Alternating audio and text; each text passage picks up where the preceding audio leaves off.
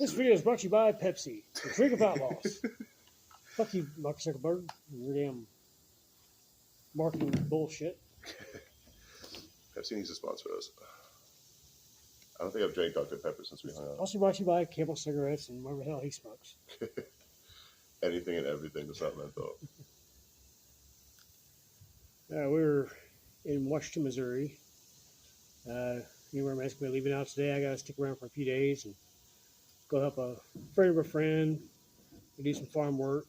She's building some goat pens or doing something with goat pens. And it involves goats, let's just say that. So, old goats, young goats, you know. Sexy goats. Now you guys both in the frame. Back a little more. You sit right next to you like a weirdo. I won't breathe on you too hard. Don't put your hand there. wait. Yeah, the other day you were telling me to put my hand there. It does take long to get people in. What's up, y'all? So we're recording over here, and then we're doing the live here. Oh, let me actually screen record this too, so I can do a lazy YouTube. There we go. What's up, Claudia? So, guys, this is Outlaw Rider / Crazy Cooter. I did a video about him not too long ago, duetting one of his videos, and we've been hanging out for the last 3 or 4 days. When I first came out, I was completely ignorant, no idea what I was doing. He came out and showed me the ropes. What's up, Podfather? What's up, Rachel? Yeah, so we figured we'd come out here and make an awkward live and awkward video. What's up? And just see what happens. What's up, Autumn? Where do we go from here? We'll get some more people in. We'll start asking questions and all that. What's up, Hanny? Hey, Stubb, what's going on? Bob, sorry, Melissa. It's kind of hard for me to follow up with the camera so far away. It's hard for me to keep up with the questions and stuff. Agenda for the afternoon. I'm leaving here in a couple hours. Well, yeah, about a couple hours I'm out of here, and then I'm going to head on up to Minnesota. Still trying to stay with the objective of getting up there. Yeah, Crazy Cooter staying there for a few more days. We'll be on out. I think I could pick John's brain here. Let you guys enjoy the show.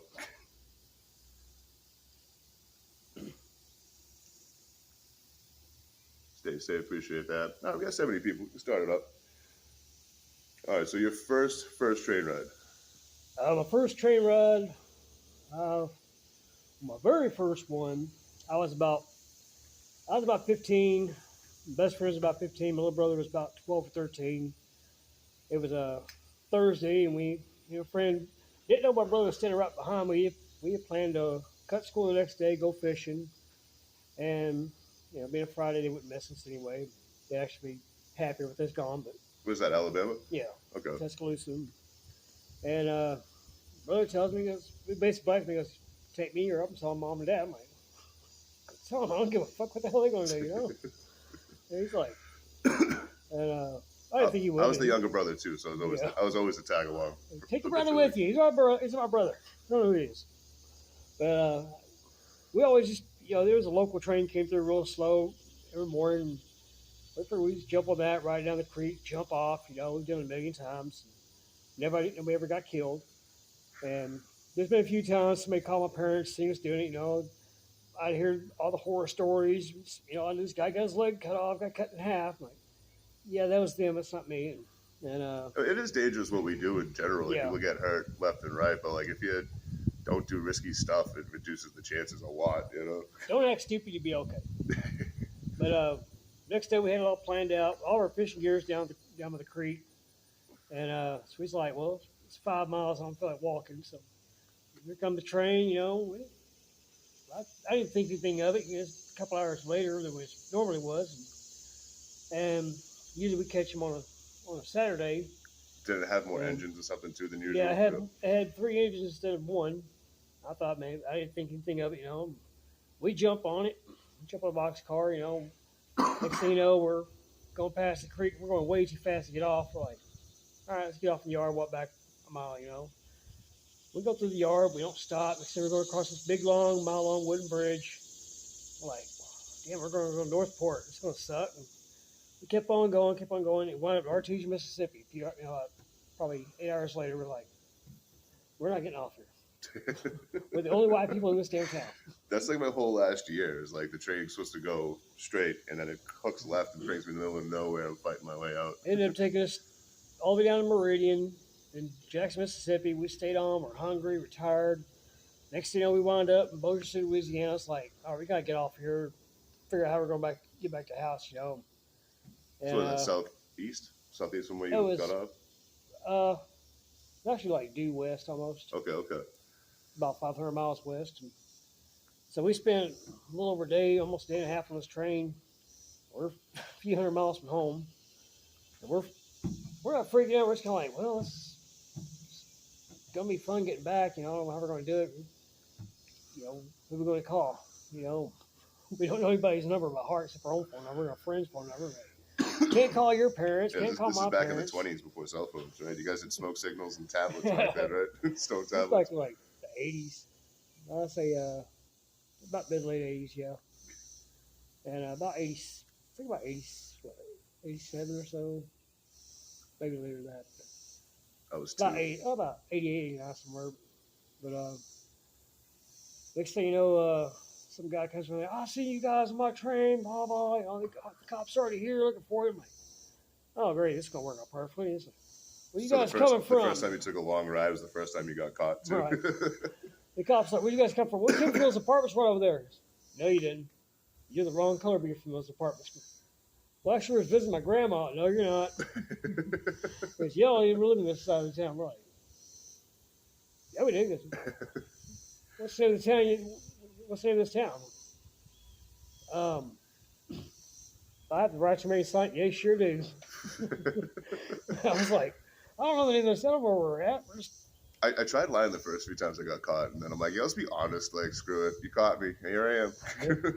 They took us down to the police station, and they asked, what's your phone number? I don't remember. Okay. My little brother's gives me her phone number. Like, thanks a lot, Chris.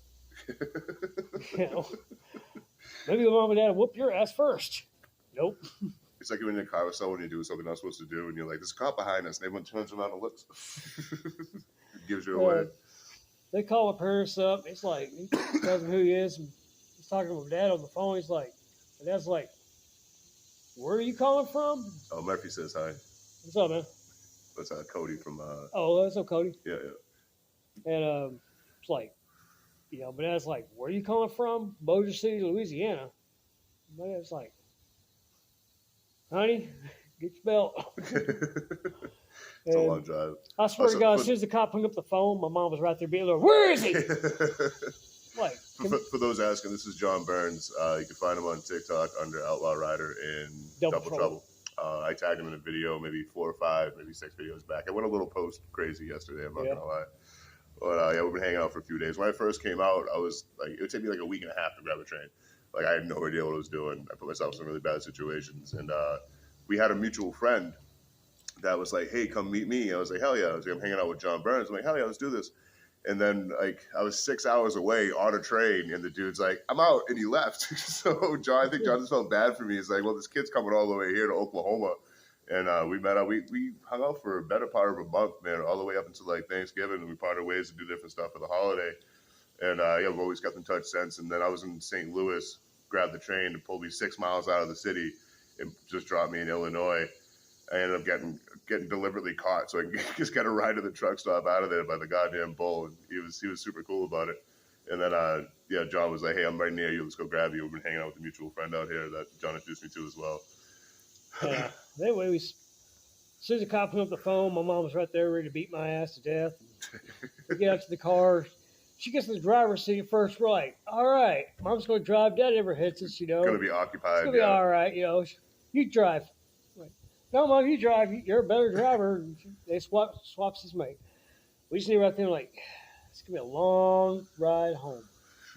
And that's where you'll be driving along. Everything be good. Stop around like, whack, whack, whack, whack. Start beating you. You got beat at every red light. Yeah. Stop That's why, like, their parents back in the day would develop that extra joint where they could reach behind the seat and beat the crap out of you. Back then, they didn't have seatbelt laws for a reason. They're like, all right, in case mom needs to beat the hell out of the kid or something, And nobody ever died from not wearing a seatbelt back then, Especially if they was beating the hell out of a kid or something like that. So she gets us home and stuff. You're grounded for a month, blah, blah. I'm like, you beat us 500 miles all the way here and never grounded. What the fuck? That's kind of like overkill. I mean, one or the other. I prefer the other one, but, the first has already been done, so let's just stick with that. And I didn't dare question her because I knew better. But after that, she's like, I ever find out you do this again, I swear to God, you died. They won't find your body. I'm like, I believe you. That was an empty threat. Was a couple years later, I lost my dad, and he had a heart attack. And about a couple weeks went by. My mom, she was trying to keep it together, trying to hold us all together and stuff. She took on too much at once, gave her a mental breakdown. And happens. she went to the hospital. Me and brother, my sister were supposed to be together. We were supposed to be staying with a relative, but they didn't really like me. And they said, we can't handle you and your brother. I'm like, well, it's a package deal. Like, no, we're going to separate you guys. And they want me to stay with these other people that are way too damn religious. And for punishment, their kids didn't read the Bible or something like that. And I'm like, I'm not staying here, so I just packed my stuff and left. 3 days straight, cops looking for me, couldn't find me if they tried. And I'm looking right at them like, if I pay taxes, I'd cut you off. You're doing something wrong. I mean, you're not even doing your job. I'm right here above you in this tree. Just look up, you'll see me. But, pigs never look up. They always look down. And one day I was walking, had a sleeping bag and pack with me and stuff, and didn't bring no water or anything. I had to build a little money on me. I figured I'd get off the train, find a gas station. I was young and dumb. And I just jumped on a train, still in Birmingham. Then I didn't even know what I was doing. I just jumped from train to train, wound up in New Orleans, called southbound out of. Sorry to hear that. Caught southbound out of Birmingham, wound up in New Orleans, or wound up Mobile first, and then New Orleans. Got caught there, and I told the guy I was 18 and stuff. He didn't believe me. He calls the bull. The old bull Columbo, he was cool as hell back then. He's take your name, take out the property, didn't give a shit what you told him. He just write your description down in case they find you on the side of the track. They know what to look for. And those are most of the bulls I bump into nowadays. Yeah. Like on the rare occasion I do get caught, they're like, here's the directions out of the train yard and out of my way. They don't want to fill out paperwork if they can avoid it. And, Jan's in here. What's up, Jan? What's up, Jan? Jan asks, where was your worst train ride to? Which one? This is like a top 2,000. Yeah. I think my worst train ride ever. Caught out a little. Let's see. A bull's a railroad cup, or the special federal agents of a railroad cup. I caught out of Memphis, or actually I saw Memphis somewhere, Jonesboro, Arkansas. That's back in 91 or 92. I caught out of there. I've been all over Arkansas. I know about wound up in Pine Bluff. And sorry to hear that. Pine Bluff's rough. I stashed my gear. Mosquitoes are intense. I changed clothes, stashed my gear, walking to town. It's getting even time and stuff. It's getting dark. Next thing you know, I'm being picked up by the cops. They're like, well, you're a vagrant. You ain't got ID. Take you to jail and stuff. I'm like, all right, 24 hours of jail, no problem. Next thing I'm never went to the jail, went straight to the sheriff's farm. And there's guys out there, nobody wore prison clothes or anything. It's wearing the street clothes they came with. And everybody's out there doing farm work and stuff. And got a bunkhouse out there. And it's like, you're here till they say you're here, And I stayed about almost a month there. And one day, it was Sunday, we was going to chapel and stuff. And I see a train stop way off in the distance. I got one shot at this. And worst they can do is shoot me. So I asked the guard to go to the bathroom. They had 2 porta pots out there. Walk out there, and I open the door, and he's not looking, so I turn the knob where it says occupied and close it back. Just took off running to the field, and sun setting and stuff, so it's going to be blind to them. And I just jumped on that damn train, wound up back in the yard, found where I stashed my pack at, it's still there. And I just grabbed it, jumped on another train, wound up in Texas. A lot of people do that in general. They'll take their pack and just leave it somewhere and then walk around town and stuff. I'm way too paranoid. Yeah. Like, I carry myself with me everywhere. I'd carry it in the store if I could, but they always yell at me for it. I think my worst ride was my first hop took me out of Buffalo, New York, and dropped me right in North Baltimore, Ohio. And I was trying to catch out on the wrong side. I was on the Hoytville side. So like it took me like 4 days to get on something and I'm getting caught anyway. But it was a 6-mile trip to the goddamn gas station. So it was 12 miles round trip on a 95-degree day in humid ass Ohio. So like by the time you come back, half your water's missing. Yeah. You know, it was a rough time, not very new rider friendly area. And then my fourth one was Livonia, which is just as bad. Yeah, I remember when they first built that yard. I thought it's just going to be for local stuff right here, and that's what it was at first. It was just for local switching for the refineries around there. Then years later, after I got out of the Army, I go back through there again, and then turned into a fully functional yard. Yeah, it's like a Diesel shop, car shop, bull, every damn thing. I'm like, yeah, it's like a high security hump yard now, right? Yeah. Like, things like what, 2-3 miles long? It was only like maybe a quarter mile long. It's had like 4 tracks. No, Johnson, Alabama. Livonia, Louisiana, yeah. Again, like, now if you go back and kick its ass, it would take me a little while, but you know, you can make it work. But that was like my 4th hop ever landed me in goddamn Livonia out of New Orleans. The sheriff's department will take you to the parish line, which they're right there at Baton Rouge. As soon as you cross the river, you're in East Baton Rouge, where everything is, and casinos and all that. Baton Rouge is a rough place too when I went through there. I met Dennis the Menace in Baton Rouge.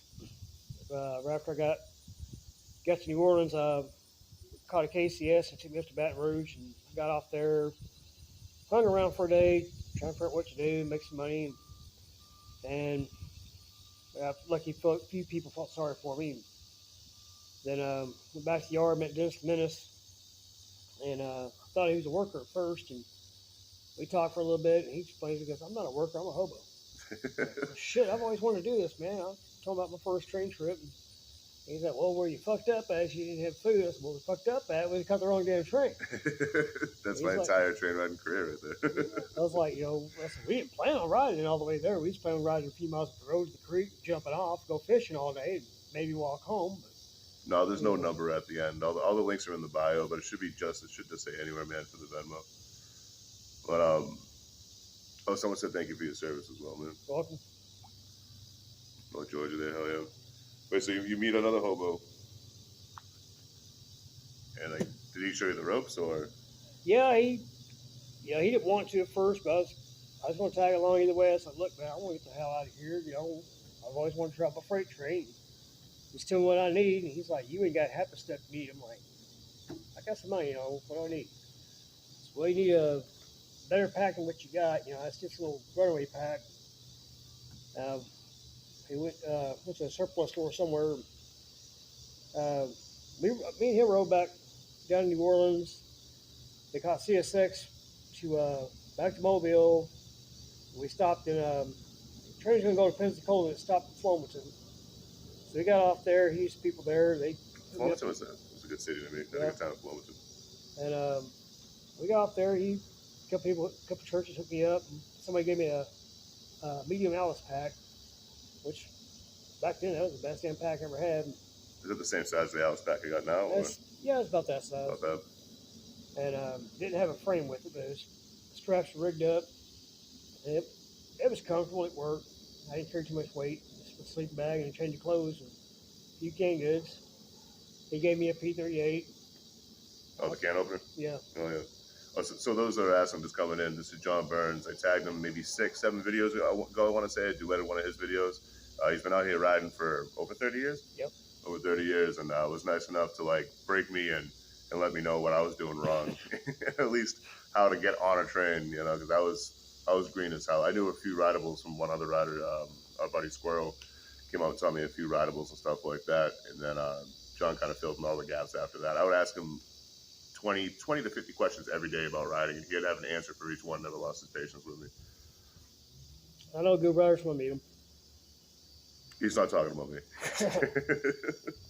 I've met a few that just, met this one guy. I was back in about 94. He was from New Jersey. I was like, well, this is going to suck. And it's getting close to winter time, and we down. I just got to Fort Worth, Texas. And so we got Iggy, um, or Izzy's his name. He was a home bum. He was a paint sniffer. He was a good guy. They never asked me for anything. Never stole from me or anything. Yet might kick me down a couple bucks. It's always I crazy was, to me when you bump into someone that's doing the same thing we're doing. They're like, "Hey, you got a couple bucks?" And I'm like, "Dude, this look like we're doing the same thing, and brother." well, he was always a good guy. Um, he's like, hey, can you do me a favor? I'm like, sure. He's like, this guy's trying to get back to New Jersey. I'm like, why? Why would you want to go back to New Jersey? He's like, well, that's where I'm from. I'm like, I'm sorry. Well, that's You so know? being from Boston, anyone I've met from New Jersey, we're very similar kinds of people, so we get along great. But then, like, you watch the Jersey Shore, and you're like, "Yeah."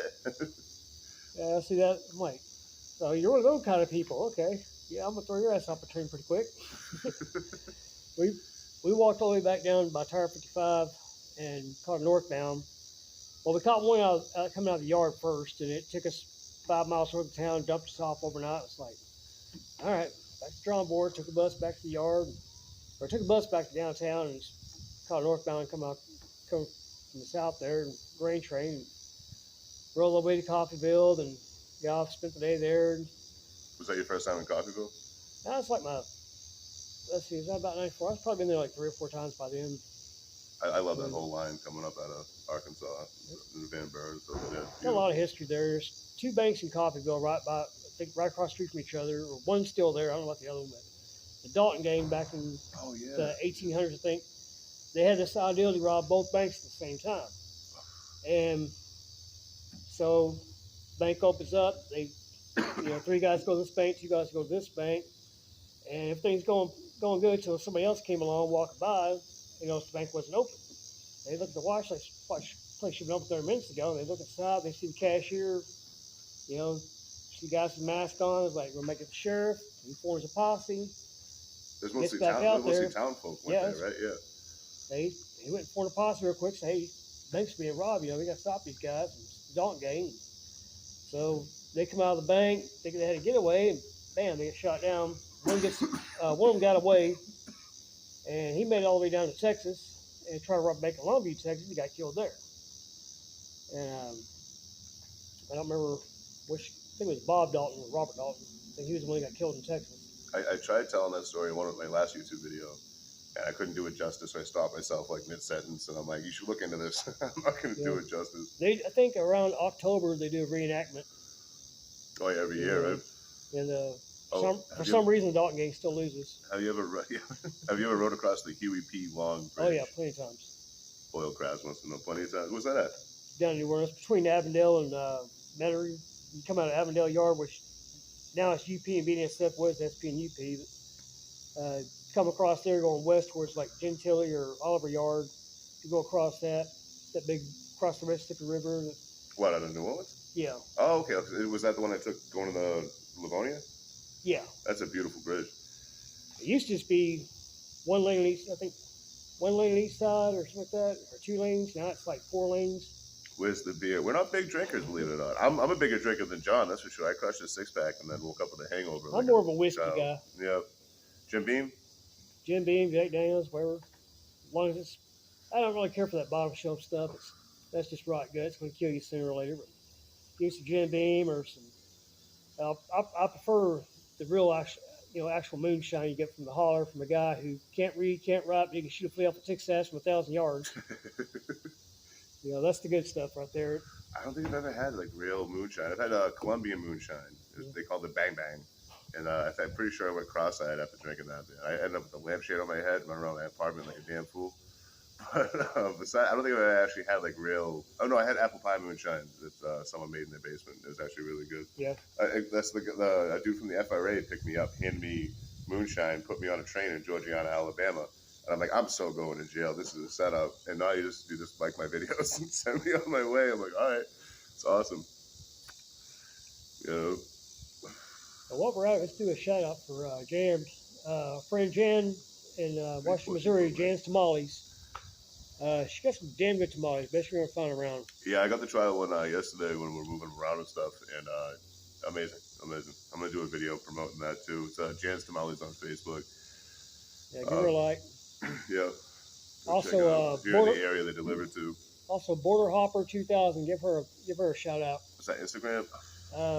It's her TikTok. Oh, is it TikTok? Yeah, Border Hopper 2000. Anyway, Wish I remember Dylan's too, but I can't remember right now. It saved my life. We're bad people. Belong in jail. yeah, the first time I ever went to jail riding was back in '92. But I was always told Santa Fe would give you 90 days automatically. 90 days? And I got caught in Lubbock, Texas, getting off the road training unit, 30 back in the front, and I didn't even see the bull. I seen one person walk through a parking lot. I thought, it's just one of these local business people, and just about to step off the property, this white SUV pulls up there, and he gets out. I see his badge. I'm like, I'm leaving, sir. I'm leaving. I didn't want to run. You didn't have enough of a head start. Yeah. I was like, I'm not going to run from this guy. I mean, I'm guilty as hell. I mean, just you got me dead to right. But I'm leaving your property. You ain't got to mess with me. I'm leaving. Because you just walk away. They just stand there like, okay, you're leaving the property. Less paperwork. And I just didn't want to take off walking, and disrespect him or something like that, Act like you don't hear him. and get shot or something probably, because it's Texas. And he's like, well, you're trespassing, using that locomotive. I'm like, oh, you seen that? Okay. Oh, you see it. And he cussed me and throws me. I'm like, shit, it's been the worst 90 days ever.